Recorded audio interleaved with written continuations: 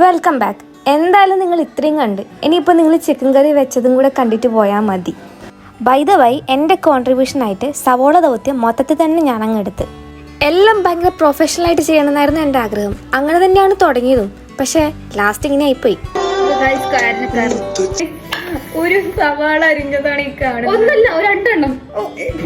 എന്തായാലും ഞാനിത് തുടങ്ങി വെച്ചു. ഇനി ഇത് തീരാതൊരു തിരിച്ചുപോക്കില്ല. തിരിച്ചു പോയാൽ ഇവരെന്നെ കളിയാക്കി കൊല്ലും. പിന്നീടാണ് എനിക്കൊരു കാര്യം മനസ്സിലായത്. ഉള്ളി ഒഴിച്ച് ബാക്കിയെല്ലാം റെഡിയായി. ഇവരെന്നെ വെയിറ്റ് ചെയ്തൊക്കെ ഉള്ളിയിട്ട് കറി ഉണ്ടാക്കാൻ. കരയാൻ വന്ന കരയേണ്ട കൈസ്. കുറച്ച് എസ്തെറ്റിക് ആയിട്ട് കറിവേപ്പില ഇടാന്ന് ഞാനാ പറഞ്ഞത്. അതിൻ്റെ ഇടയ്ക്ക് പുറത്ത് നല്ല മഴ.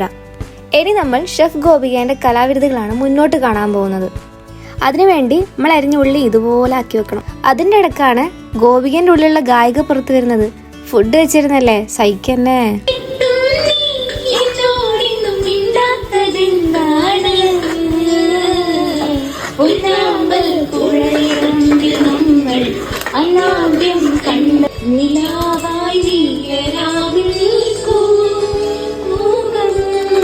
ബൈ ദ ബൈ, പാട്ടിൻ്റെ ഡാൻസിൻ്റെ ഇടയ്ക്ക് ഇവളെന്തൊക്കെയോ ചെയ്യുന്നുണ്ടായിരുന്നു. ഞാൻ എൻ്റെ ഇടയ്ക്ക് ഇതെല്ലാം മിസ്സാക്കുകയും ചെയ്ത്. ഫൈനലി കറി റെഡി ആയിട്ടുണ്ട്. കംപ്ലീറ്റ്ലി അല്ല, കുറച്ചും കൂടി വേവാനുണ്ട്. ചിക്കൻ കറി വേവുന്ന സമയം കൊണ്ട് ഒരു ഹൊറർ മൂവീൻ്റെ പകുതി കാണാൻ പറ്റി. അപ്പോഴത്തേക്ക് ചിക്കൻ വേവായി. അങ്ങനെ നമ്മൾ ഫുഡ് കഴിക്കാനിരുന്ന്. ചിക്കൻ കറി മാത്രമായിരുന്നില്ല, അമ്മ അതിൻ്റെ സൈഡിൽ കൂടെ വേറെയും കറി ഉണ്ടാക്കി. അവിയലും കൂർക്കിയും മോരും പപ്പടവും. കുശാലായിട്ടുണ്ട്. സദ്യ കഴിച്ച ഫീലായിരുന്നു. അതിനുശേഷം ചെറുതായിട്ടൊന്ന് മയങ്ങി. കിടന്നത് മാത്രമേ ഓർമ്മയുള്ളൂ. എണീറ്റതെന്തോ 7 മണി 7:30 ആയപ്പോഴാണ്. ഉച്ചക്കത്തെ ഫുഡ് കഴിച്ചതിൻ്റെ ക്ഷീണവും രാവിലെ പോയതിൻ്റെ ക്ഷീണമൊക്കെ ആയിരിക്കും. ചായയും പഴംപൊരിയും കൂടെ കഴിച്ച് അവിടെ നിന്ന് ഇറങ്ങാനുള്ള നേരം. ഉറങ്ങി തീർത്തില്ല.